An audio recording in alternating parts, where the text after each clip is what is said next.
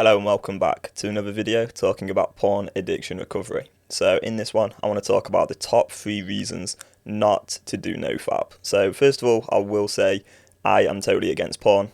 I really just don't think it is good for people's mental health. And I think a lot of people are prone to getting addicted to this. And I know that I did. So I went down the route of NoFap, watching a lot of NoFap videos, joining NoFap communities. I was in one in particular called Brain Buddy, and I really want to talk about why I would not recommend doing what I did, because it just did not work for me. Essentially, I was doing the streaks. I'd go a few days and then I'd have a setback, look at porn, and I called it a setback. To me now, I don't even see it as a setback. It is literally being in the addiction. It's not just this little thing that happens and then you move on. No, you're saying, okay, I consent to continuing in this porn addiction indefinitely. Every relapse is really every engagement is a big thing. It's not just something that you can do and then get back on the horse and sort of get another streak. No, you're back in addiction. So what I did is I was in these communities, sort of talking to these guys, trying to all sort of support each other, help each other, connecting, talking about our addiction, and we were doing these streaks, and it just was so bad for my mental health in so many ways. So the first thing I would say is not attaching your identity to a streak. I think it's such a big problem with doing NoFap is that you do have these ups and downs. So for me personally, I did get very good at doing the streaks, and I would go weeks or months without porn, and I felt my confidence rise. I started to feel better about myself, and then I would go and look at porn, and then my confidence would come back down. My brain would be totally distracted and busy, and I wouldn't really feel available and connected to the world any longer.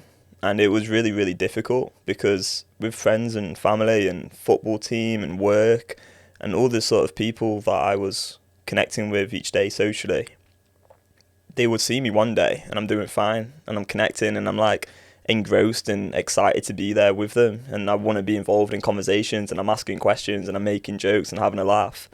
And then it's like the next day, if I've just gone and looked at porn, I'm like this shell of myself. I'm like so inside of my own brain that I'm not even really present. I'm no longer wanting to make jokes or ask questions or hear how people's days are going. I'm just like by myself and feeling isolated and rejected from the world and disgusted in myself.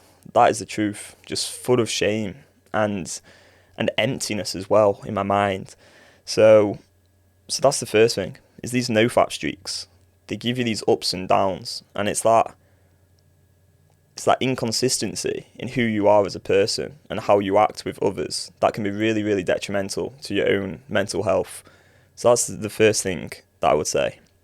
The second thing I would say, and again it's to do with these NoFap streaks in particular, is that it intermittently reinforces the addictive neural pathways. Loads of studies will show how if you take something away for a period of time and then reintroduce it, the dopamine levels are elevated to a level that they were before you took it away. So let's say I'm looking at porn every day, and then my dopamine levels are like here, and then one day I go and decide, right, I'm going to do a NoFap streak, and I take the porn away. I'm no longer looking at the porn, and I go a few weeks without it.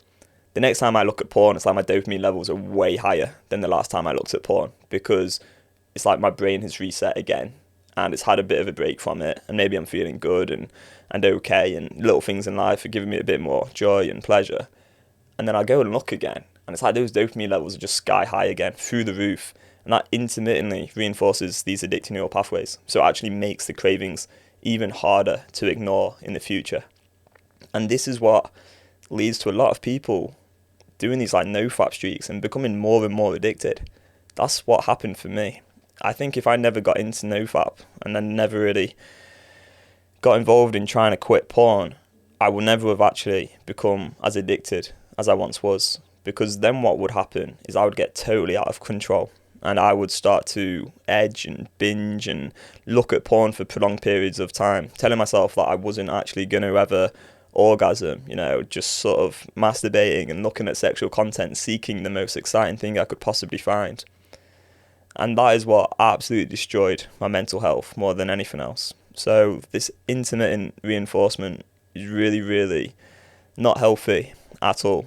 And you might be wondering, well, what's the alternative to this? And the alternative to me is to never look at porn again and to gain absolute permanent mental freedom. But the problem with NoFap is you're resisting it. You're trying to stop doing something that you want to do. And you're saying to yourself over and over, I can't do it, I can't do it. It's literally in the name, NoFap. You're telling yourself you can't do something. The truth is you can do this. It's always an option for you. But you want to gain control over your mind. The third thing I would say about NoFap is the communities. Really, really, really detrimental to anyone trying to overcome porn is being in a community with other people trying to quit porn without actually having someone saying, this is how you quit. Like, this is the actual answer. Like, in these communities that I was part of, it was only really one actually. It was Brain Buddy. It was this app for people trying to quit porn. In that community, there wasn't any real expert advice. There was no one there who had worked in addiction recovery for decades, sort of saying this is like the evidence and this is how you actually quit and we've got these results for these people. It was just a bunch of people all trying to quit porn, all struggling. And the problem with this is, it may help you maybe let go of a bit of the shame. You feel a bit more connected to other people. You realise, I'm not alone here. There's other people going through exactly what I'm going through. But the problem is, there's so much junky thinking going on in these communities. People will look at porn, go into these communities, say, I'm feeling absolutely terrible. I've just had a relapse and I'm back on day 0. And then all the comments will be, it's okay, back on it again tomorrow. Don't worry about it. You're just a human being. It's fine. It's not that big a problem. Everyone's justifying it, making up these excuses, rationalizations. And that might seem very, very nice and friendly and supportive. The truth is it's detrimental. It keeps people stuck indefinitely because then they think, well, all these people are saying it's okay to go look at porn. And so the addicted part of the mind is going to use that as fuel to keep them addicted even longer. The reality is, looking at porn is not okay with you. You know that. You know that very, very well. And you want to have somebody who can say to you, look, looking at porn is causing you all these consequences. And this is why I often talk about the remember letter. What you want to do is actually document how looking at porn is making you feel. You don't want to go into these communities and sort of justify it, because if you do that, when are you ever going to quit? You're just denying the reality of the addiction. And it's not your rational mind. It's not your rational mind saying, it's fine to look at porn. It's the addicted part of the mind. And that's the problem, is you've got all these other addicts who also have addicted parts of their mind who are going to go, it's fine to look at porn, because they want to feel comfortable staying in their addiction. You got to learn how to actually deal with the addicted part of the mind. It's going to come up with all this junky thinking. The other thing with these communities is you're going to read all these excuses, rationalizations, and terrible explanations for why they've looked at porn. Often it's going to be around the trigger. So they're going to go, well, I looked at porn because of this emotion. I was lonely. I was feeling low in confidence. I got rejected at work. I lost my job. Stressed out. Got too many exams at the moment. You're going to read all that sort of terrible, terrible stuff because that's never the actual reality. That's not why people look at porn. The reason people look at porn is because they're involved in a dependency with a mind mood altering experience. The brain has wired to crave porn. That's what's going on. It's as simple as that. You don't need a reason to look at porn. If you think that you need a reason to look at porn, when are you going to stop looking at porn? Because that's how the addicted mind works. It creates the reasons.